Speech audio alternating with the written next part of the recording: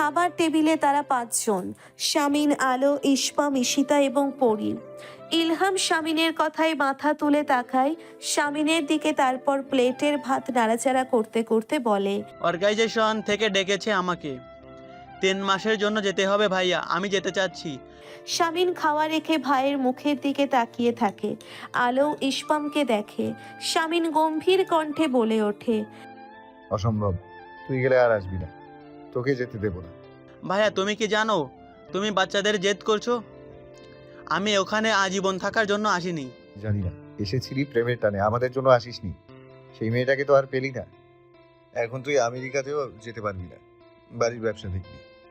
ইশপাম রেগে যায়, কপাল কুঁচকে ভাইয়ের দিকে তাকিয়ে থাকে। আলো মাথা নিচু করে চুপচাপ খাচ্ছে। শামিন বলতে থাকে, আচ্ছা ঠিক আছে, যাবি 3 মাসের জন্য। যাওয়ার আগে বিয়ে করতে হবে, করবি? বল রাজি? ফুয়াদের কাজিন খুবই চমৎকার একটি মেয়ে। ইশমাম টেবিলে চাপড় দিয়ে বলে, বিরক্তিকর ভাইয়া, তুমি সব সময় তোমার সব সিদ্ধান্ত আমার ওপর চাপিয়ে দিতে পারো না। বলছি তো বিয়ে করব না আমি। শামিন ভাইয়ের দিকে কিছুক্ষণ তাকিয়ে থেকে গম্ভীর কণ্ঠে বলে, করবি তুই বিয়ে? আমি আজই ফুয়াদের সাথে কথা বলছি। দেবদাস হয়েছিস তুই? ফালতু ফালতু মেয়েদের জন্য কষ্ট পাচ্ছিস। আলো ইশমামের দিকে তাকায়। ইশমাম এক পলক আলোকে দেখে ভাইকে বলে, আলতু ফালতু মেয়ে না ভাইয়া, এভাবে বলবে না। অসম্ভব রকমের ভালো একটি মেয়ে। আলো দ্রুত হাত ধুয়ে উঠে পড়ে। এখানে তার খুব অস্বস্তি হচ্ছে। সে চলে যায়।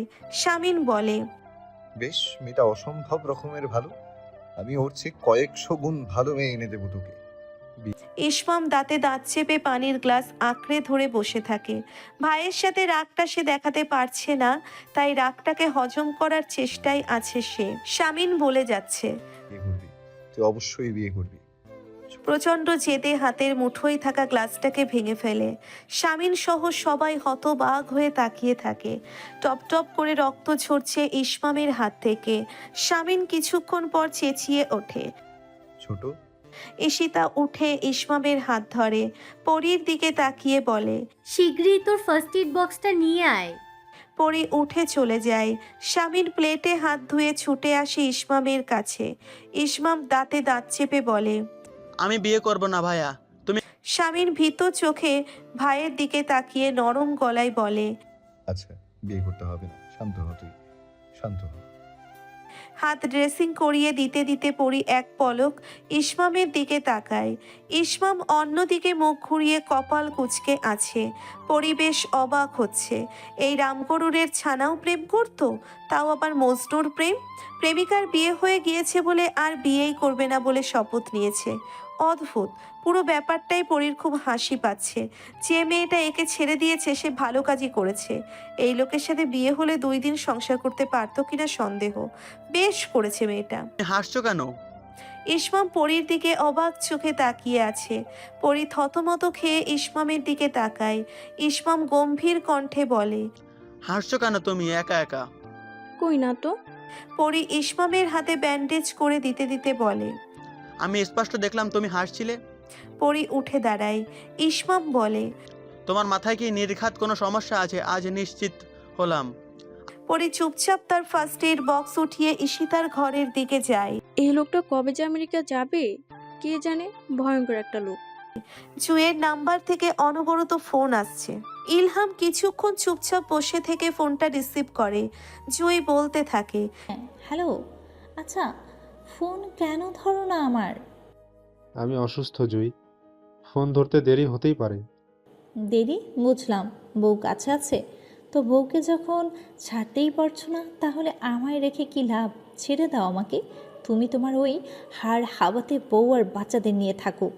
ইলহাম কয়েক মুহূর্ত চুপ করে থাকে।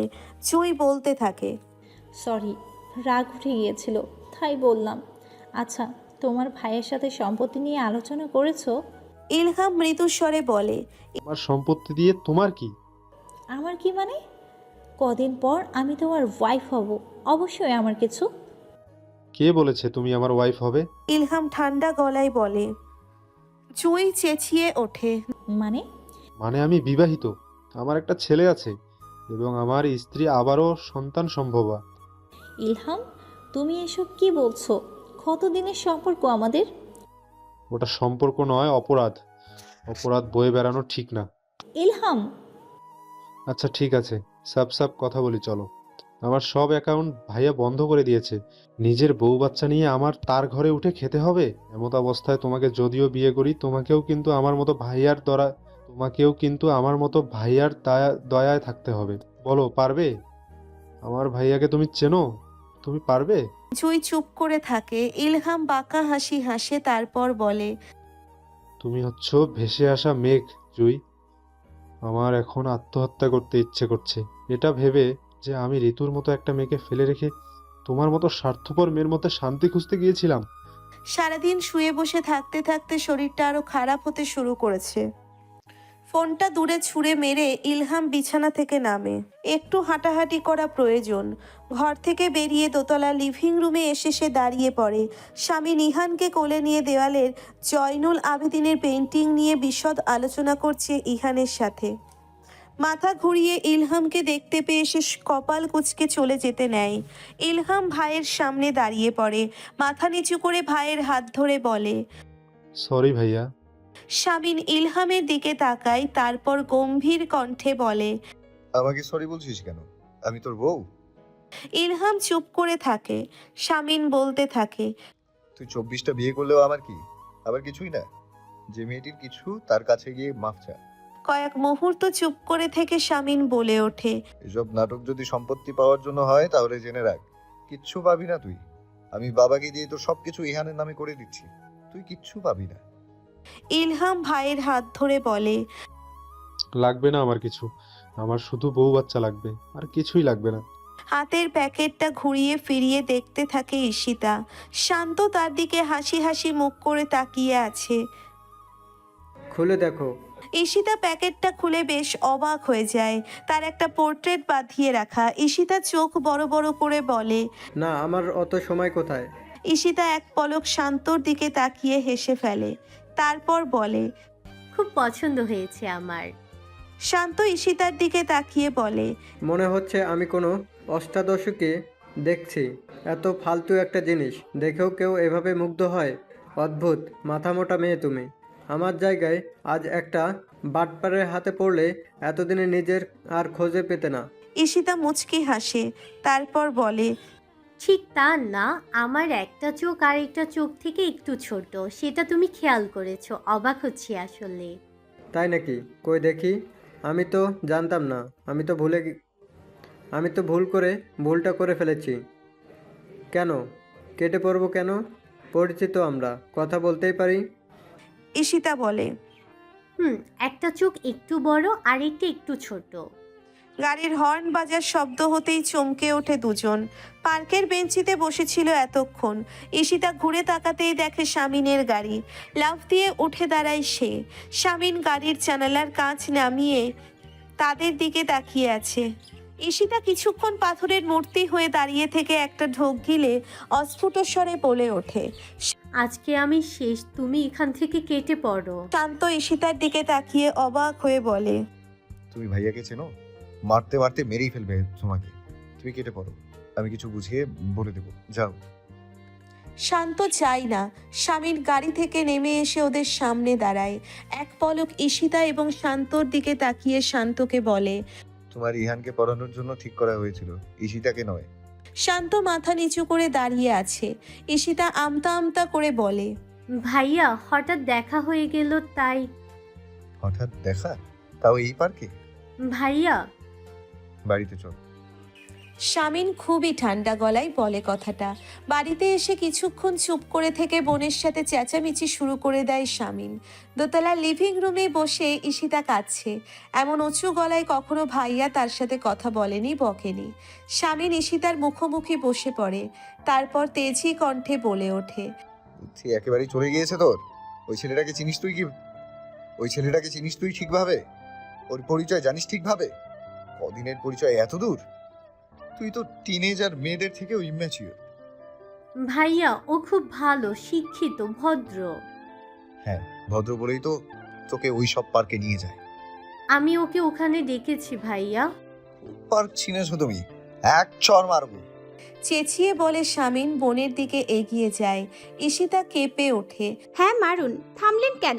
মারুন। পেছন থেকে বলে ওঠে আলো। চেঁচামেচির শব্দে সে ঘর থেকে বেরিয়ে এসেছিল। শামিন তার দিকে তাকায়। আলো বলতে থাকে, মারুন, যেখানে যেখানে জোর খাটাতে পারবেন না তাদের সবাইকে মেরে দিন। এটা তো শামিন ইয়াসারের রাজ্য, এখানে থাকতে হলে তার জোর জুলুম মানতে হবে। ঈশিতা ভেজা চোখ নামিয়ে বসে আছে। শামিন আলোর দিকে তাকিয়ে ঠান্ডা গলায় বলে, ভাই বোন কথা বলছি, তুমি ভাষণ না দিয়ে যাও। লজ্জা করে না? এত বড় একটা মেয়ের গায়ে হাত তুলতে যাচ্ছিলেন ভাইয়ের অধিকারে? আমার বোন, আমি যা খুশি করব। ওরকম পার্কে আমার বোনকে আমি কিছুতেই মেনে নিতে পারি না। এই বাড়ির কোনো মেয়ের আজ পর্যন্ত অমন পার্কে যাওয়ার প্রয়োজন পড়েনি। দিনকে দিন বেয়াদব হচ্ছে। ঈশিতা কাঁদতে কাঁদতে উঠে চলে যায় নিজের ঘরে। শামিন এক পলক আলোর দিকে তাকিয়ে উঠে নিজের ঘরে যায়। আলো তার পিছু পিছু যায়। ভাবেন কি আপনি নিজেকে? আপু কত কষ্ট পেয়েছে আপনার আচরণে দেখেছেন? তোমার একটা ছেলেকে বোনের পাশে মেনে নেব? খারাপ কি? শিক্ষিত ভদ্র, দেখতে শুনতে ভালো। আপনার কেন পছন্দ হচ্ছে না? কারণ আপনাদের বাড়ির ছেলেদের মতো গুন্ডা মার কাটারি নয় বলে? শামিন আলোর দিকে তাকায়, তারপর বলে, ছেলেটা এই শহরের স্থানীয় নয়।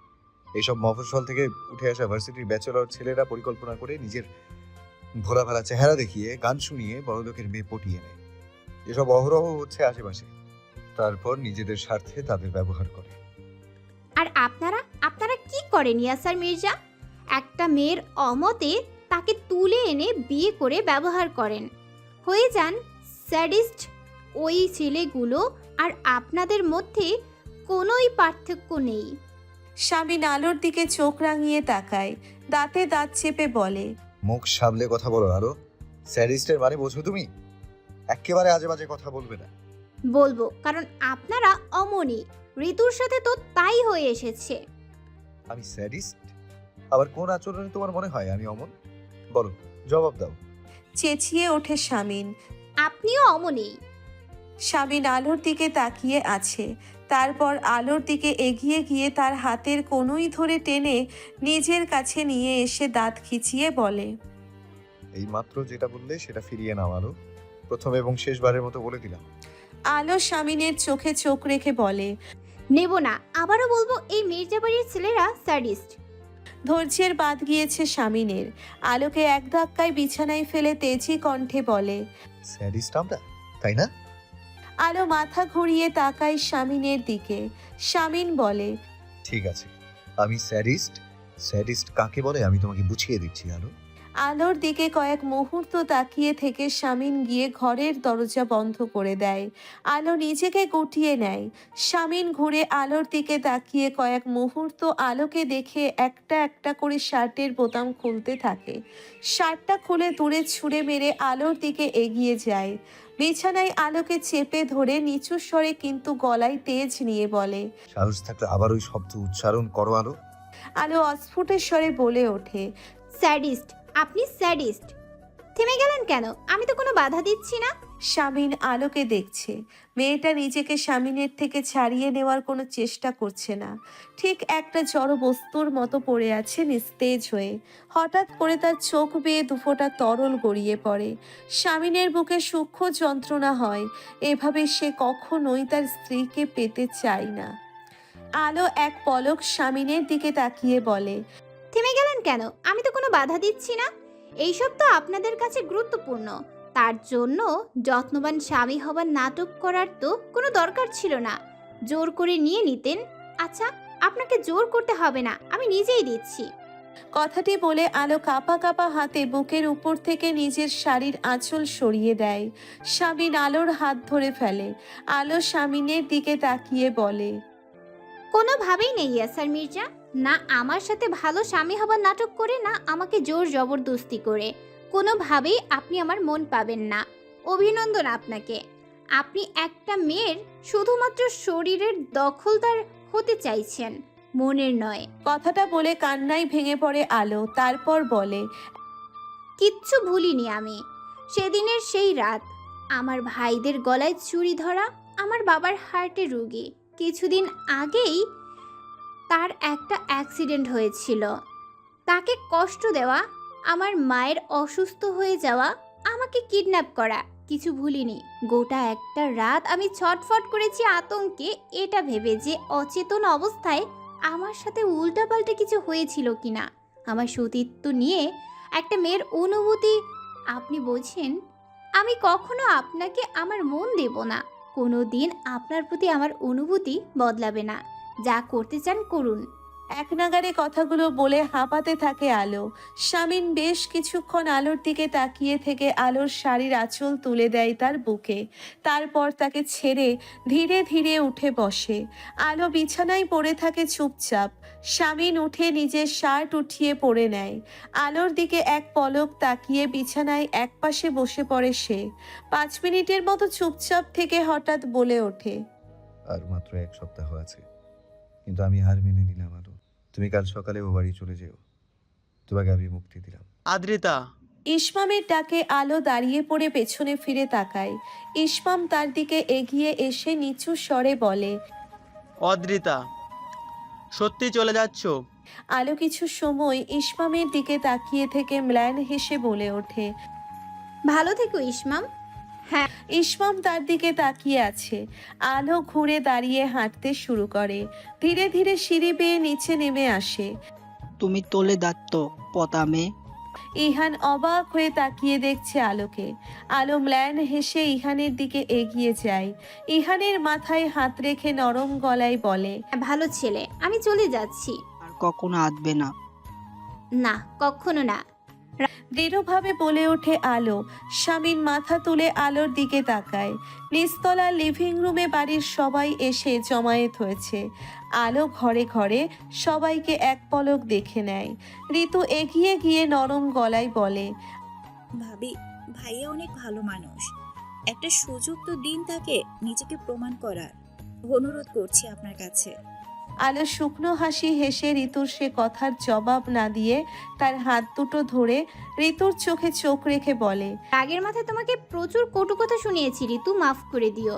তুমি খুব ভালো একটা মেয়ে ঋতু, সবাইকে এত ভালোবাসা দিও না। একটু ভালো নিজেকেও বাসো, কেমন? তুমি ভালো থেকো। তোমার পেটে যে আছে সে জন্মালে এই আগন্তুকের আদর দিয়ে দিও। ঋতু শুকনো মুখে তাকিয়ে আছে আলোর দিকে। আলো ঘুরে ঈশিতার দিকে তাকায়। ঈশিতা এসে আলোকে জড়িয়ে ধরে। আলো বলে, আমি তোমাকে সত্যিই খুব মিস করবো আপু। ভাইয়ের প্রতি অভিমান থাকার পরেও ঈশিতা আলোর গাল দুটো ধরে আদুরে গলায় বলে, আর একটু কি ভাবা যেত না ভাবি? আলো বলে, ভাবি না ঈশিতা আপু, আমাকে আলো বলো তুমি। এমন সময় জামিল এসে শান্তিনীরের সদর দরজায় দাঁড়ায়। শামিন ধমকের সুরে বলে, তোকে এই শরীর নিয়ে আসতে নিষেধ করেছিলাম না? জামিল তার ইয়াসার ভাইয়ের কথায় জবাব না দিয়ে আলোর দিকে এগিয়ে আসে। আলো তার দিকে তাকিয়ে আছে। জামিল বলতে থাকে, ভাবি, সবকিছু তো আমার জন্য হয়েছে। আপনি আপনার জুতা খুলে আমাকে দুটো দেন, আপনার বাবা মাকেও দিতে বলবেন, কিন্তু আমার ভাইকে ছেড়ে দিয়েন না। ভাই আপনাকে সত্যি খুব ভালোবেসে ফেলেছে ভাবি, সে কষ্ট পাচ্ছে, তাকে একবার সুযোগ দিন ভাবি। জামিল, চেঁচিয়ে ওঠে শামিন। আলো জামিলের থেকে চোখ সরিয়ে নেয়। লিভিং রুমে ইমতিয়াজ মির্জা এসে দাঁড়িয়েছে। আলো একবার ইমতিয়াজ মির্জার দিকে তাকিয়ে ইসমাম এবং ইলহামের দিকে তাকায়। তারপর ঘুরে শামিনের দিকে তাকিয়ে বলে, তালাকের ব্যাপারটা দ্রুত দেখবেন। শামিন আলোর দিকে এক পলক তাকিয়ে চোখ সরিয়ে নেয়। পাশ থেকে ফুয়াদ বলে, আলো, একটা সুযোগ দাও বোন, সামিন খুব ভালোবাসে তোমাকে। আলো অস্ফুট স্বরে বলে, আপনার সাথে অনেক খারাপ ব্যবহার করেছি প্রথম দিন ভাইয়া, আমাকে মাফ করে দিয়েন। ভালো থাকবেন। জামিল এসে আলোর পথ আগলে দাঁড়ায়। ভাবি, কথা তো শোনেন আমার। আমি ভাইয়ের অপরাধকে কোনো মতেই জাস্টিফাই করছি না। সে অবশ্যই অপরাধ করেছে, কিন্তু এখন সে সত্যিই আপনাকে ভালোবাসে। একটু কনসিডার করেন ভাবি। আমার পথ ছাড়ুন জামিল ভাই। ঠান্ডা গলায় বলে আলো। শামিন জামিলের দিকে তাকিয়ে ধমকে ওঠে। পথ ছাড় ওর জামিল, যেতে দে ওকে। জামিল শুকনো মুখে সরে দাঁড়ায়। আলো এগিয়ে যেতে থাকে সদর দরজার কাছে। পরি আর পোনা চাচা দাঁড়িয়ে আছে। আলো হেসে পরির গাল ছুঁয়ে পোনার দিকে তাকিয়ে বলে, ভালো থাকবেন পোনা চাচা। পোনা নরম গলায় বলে, থেকে যাও বড় বৌমা, সবটা দুর্ঘটনা হলেও তুমি একটা হীরা পেয়েছো মা। তাকে এভাবে পায়ে ঠেলে দিও না। আলো কিছু না বলে হাঁটতে থাকে। স্বামীন আলোর পিছু পিছু যায়। পর্চের নিচে এসে দাঁড়াতেই দেখে দলের ছেলেরা সবাই দাঁড়িয়ে আছে। সবুজ আলোকে দেখে বলে, থেকে যান না ভাবি, কি হয় একটু মেনে নিতে। সবাই সবুজের কথা শেষ না হতেই বলে ওঠে। আলো তাদের কিছু না বলে স্বামীনের দিকে তাকিয়ে বলে, আপনি আসছেন কেন? আমি রিক্সা নিয়ে চলে যাব। তুমি আমার বাউন্ডারির মধ্যে আছো আলো, তার মানে তুমি আমার রেসপন্সিবিলিটি। তোমাকে রাহাত দিয়ে আসবে আমার গাড়িতে।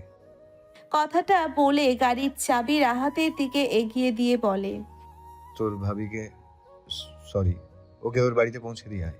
রাহাত এক পলক স্বামীন এবং আলোর দিকে তাকিয়ে গাড়ির চাবি হাতে নিয়ে গেটের কাছে চলে যায়। আলো ধীর পায়ে রাহাতের পিছু পিছু যায়। স্বামীন অপলক দেখতে থাকে সেই দৃশ্য। গেটের কাছে গিয়ে আলো দাঁড়িয়ে পড়ে। আলো ঘুরে স্বামীনের দিকে তাকিয়ে আবারও তার দিকে আসতে থাকে। তৌব খুশি হয়ে বলে, ভাবি মনে হয় যাবে না ভাই। স্বামীন তাকিয়ে আছে। আলো এসে স্বামীনের মুখোমুখি দাঁড়ায়।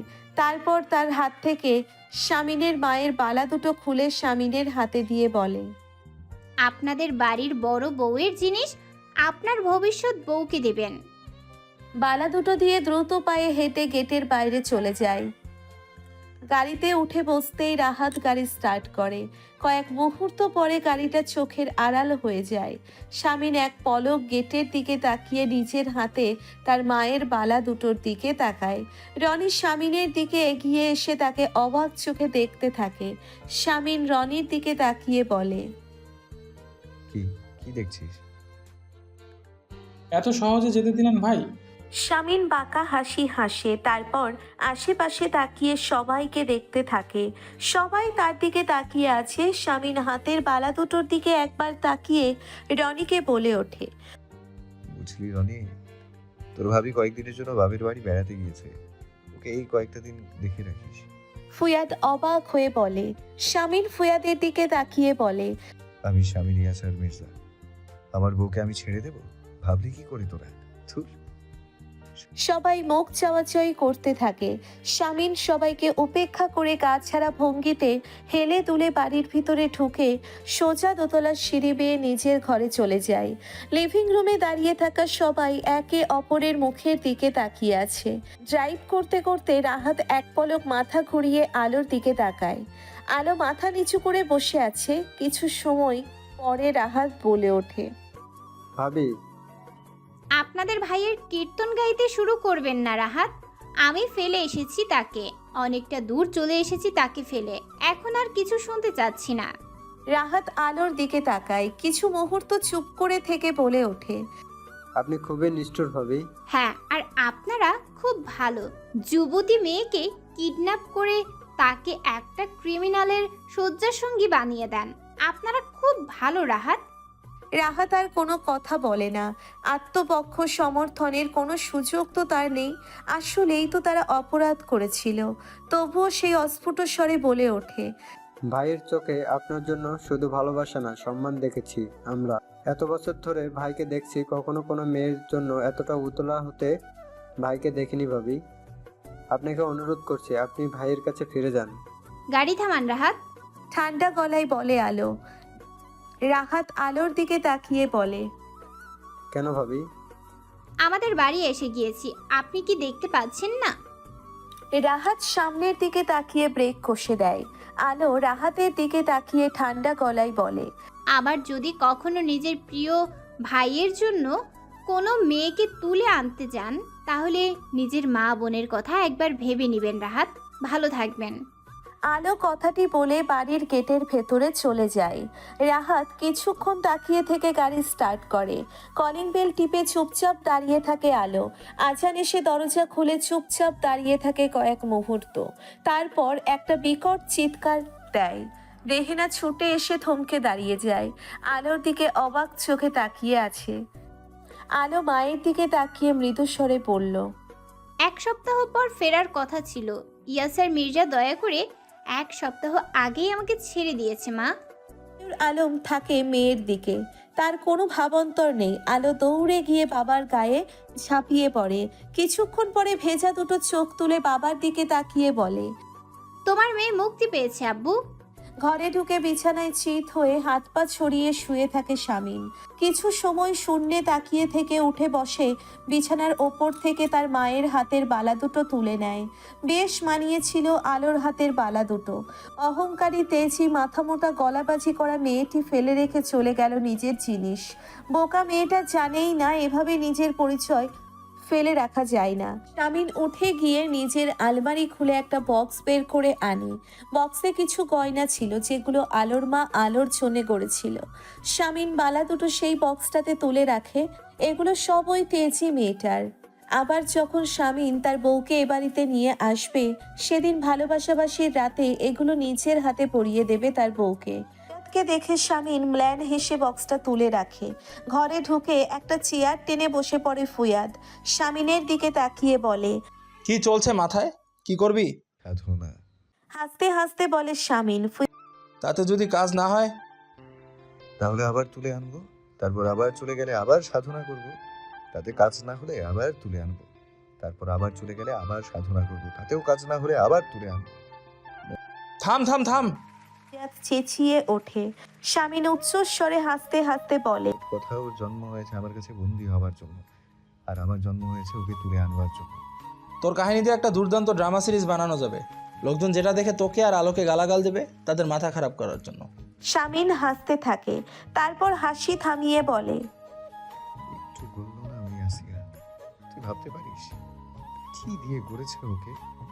ভাতের লোকমা তুলে মেয়ের সামনে ধরে মেয়ের দিকে তাকিয়ে থাকে রেহেনা। আলো হাত সরিয়ে নিয়ে বলে, ভালো লাগছে না খেতে আম্মু, নিয়ে যাও।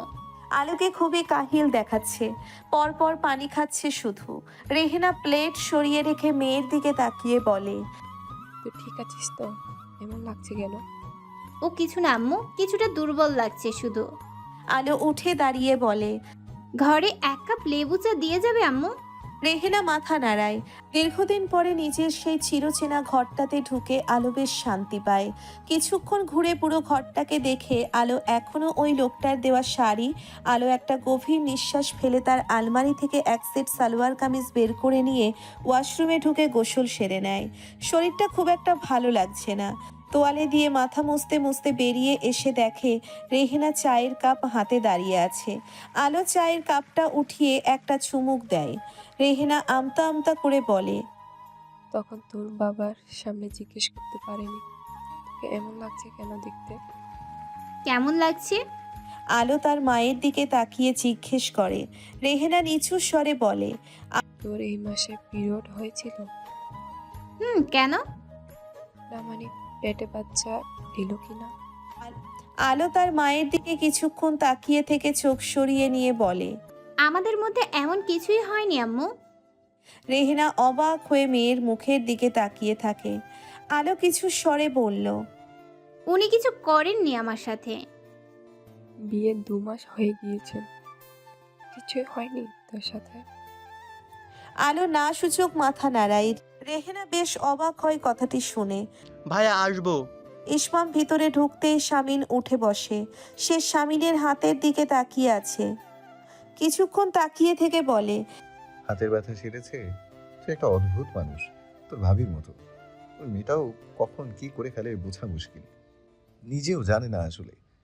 কখনো বই ছুঁড়ে মারে, বই দিয়ে বাড়ি মারে, মিন্ট লেমন ছুঁড়ে মারে, বাচ্চাদের মতো থুতু দেয়, আমার পাঞ্জাবি টুকরো টুকরো করে কেটে ফেলে।